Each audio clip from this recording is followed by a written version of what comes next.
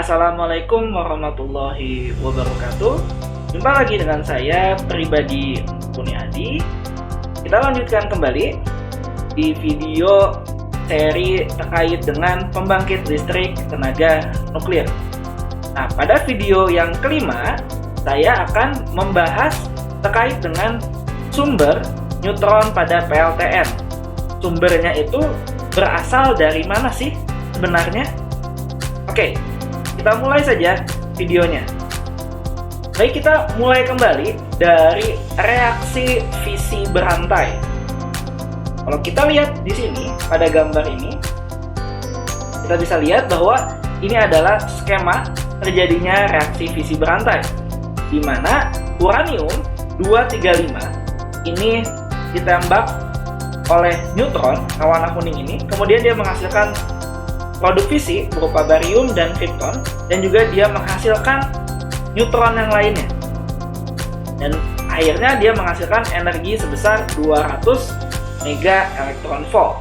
Nah, yang menjadi pertanyaan adalah sumber neutron pertama kali itu berasal dari mana? Nah, di sini saya akan membahas sumber-sumber neutron yang biasanya dipakai di pembangkit listrik tenaga nuklir.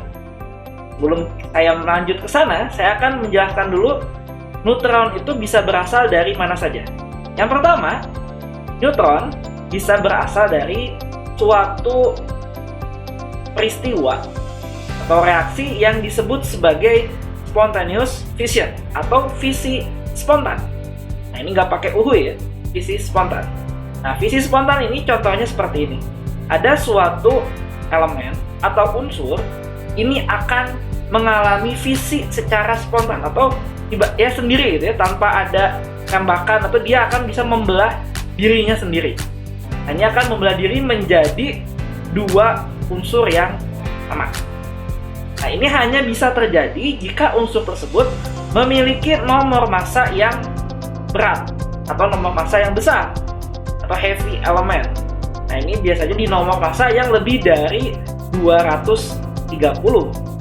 Contohnya, ini bisa terjadi pada isotop plutonium 240 atau juga bisa terjadi pada isotop californium 252.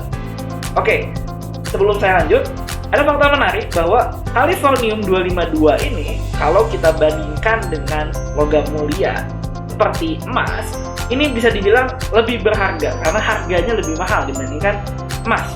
Dan kita tidak bisa menambang californium itu di alam, karena californium itu biasanya berasal dari hasil reaksi nuklir. Jadi kita tidak bisa menemukan californium itu di alam secara bebas. Baik, berikutnya selain reaksi fisi yang spontan ini, sumber neutron itu bisa berasal dari reaksi yang disebut reaksi alfa neutron. Jadi reaksi alfa neutron kalau ditulis seperti ini ya, artinya suatu partikel alfa ini menabrak sesuatu unsur atau bereaksi dengan suatu unsur, ini akan menghasilkan produknya adalah neutron. Contohnya adalah amerisium. Nah, amerisium contohnya yang sering dipakai adalah amerisium isotopnya 241. Nah, amerisium 241 ini merupakan sumber alfa atau sering juga disebut sebagai alpha emitter. Artinya dia akan meluruh. Meluruh itu artinya dia akan berkurang massanya dan berubah menjadi bentuk unsur yang lain. Nah, di sini si amerisium ini dia akan mengemit atau akan melepaskan partikel alfa ketika dia meluruh. Nah, ini adalah contoh reaksi peluruhan dari amerisium 241. Dia akan meluruh menjadi neptunium 237. Dan amerisium ini memiliki waktu paruh yang cukup panjang, yaitu sekitar 432 tahun. Nah, dia akan menghasilkan di sini adalah alfa, atau alfa itu sering disebut sebagai helium.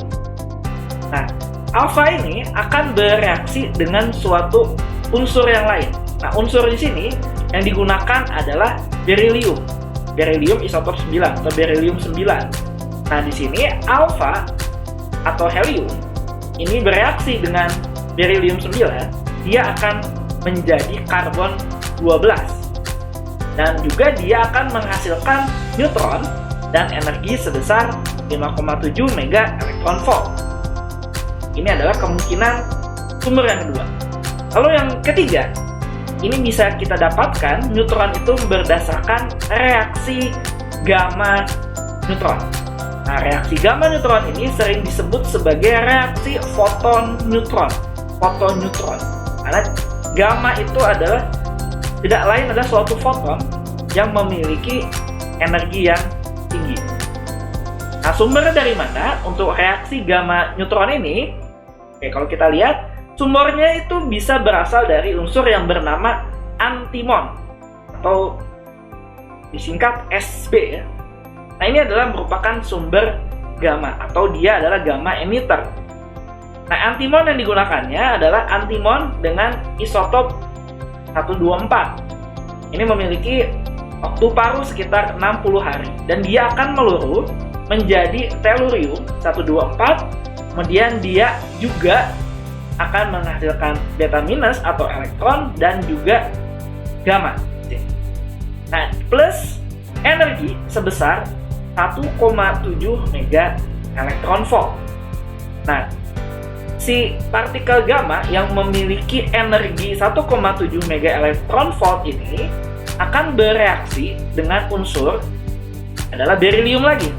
Tapi dia akan menghasilkan bukan kalau ditembak tadi ya, kalau sebelumnya kan alfa ya, alfa bereaksi menghasilkan neutron plus energi. Nah, sedangkan kalau gamma ini berbeda.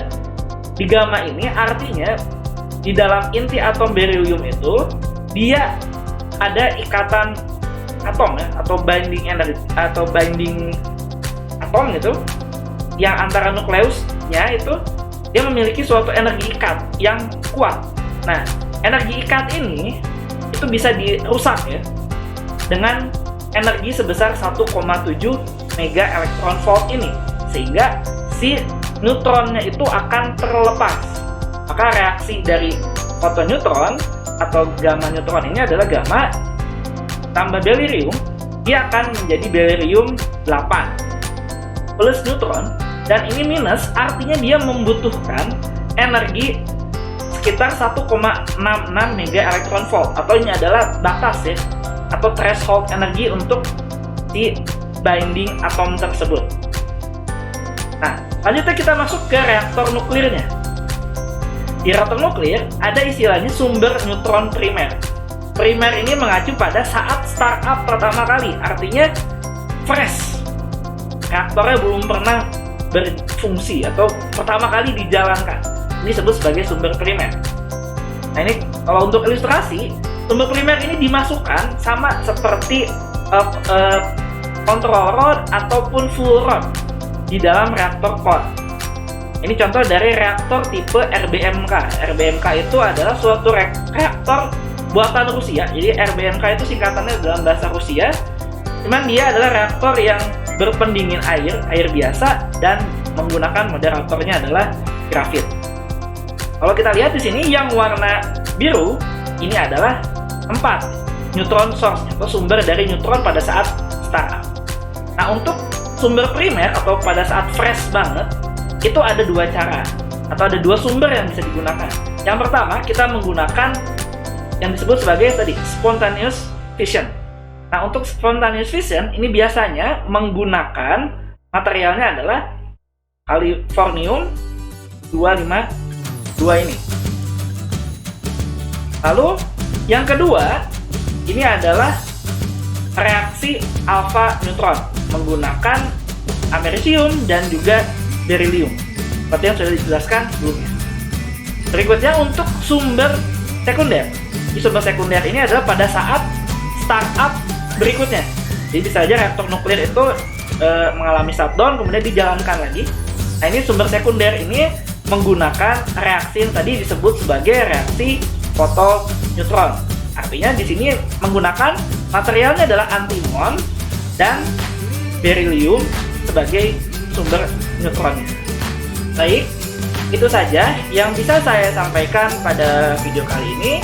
Semoga bermanfaat. Sampai jumpa pada video saya berikutnya.